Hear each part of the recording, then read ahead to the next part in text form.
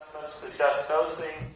We can also use pumps and CGMS in people who need insulin.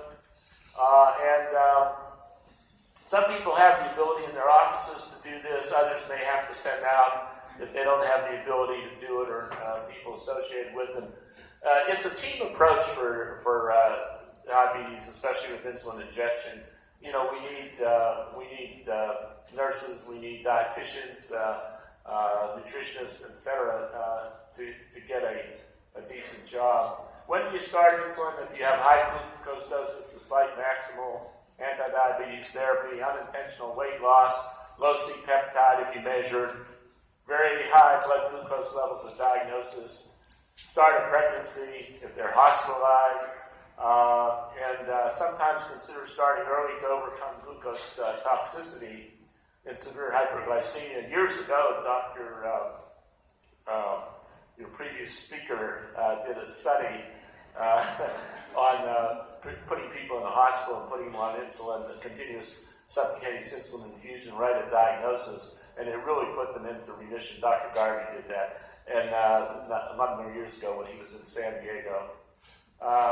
This is adding and intensifying insulin algorithm where you start out, you give about 50% as long-acting and 50% as short-acting insulin, and you split the 50% between meals.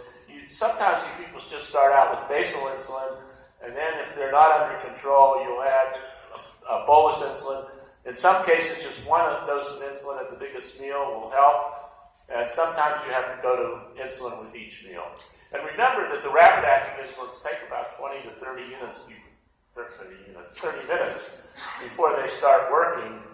And so, in general, the best time to give them is 20 or 30 minutes before you eat if you know how much you're going to eat. If you're not sure you're going to eat, then I guess it's safer to give them afterwards. A lot of people give that rapid-acting insulin after they eat, then they can't figure out why their sugars are not responding.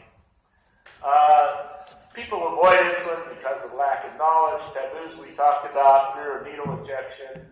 Although needle injection nowadays is really nothing. I mean, the needles are so small and thin. There's less pain in giving an injection of insulin than there is in pricking the finger to get a finger stick blood sugar. And don't blame the patient. That's the natural course of diabetes. Discuss the risk of hypoglycemia, which is generally low. Address cultural taboos and family beliefs. And address the fear of weight gain. If they watch their diet, they're not going to gain a lot of weight. If they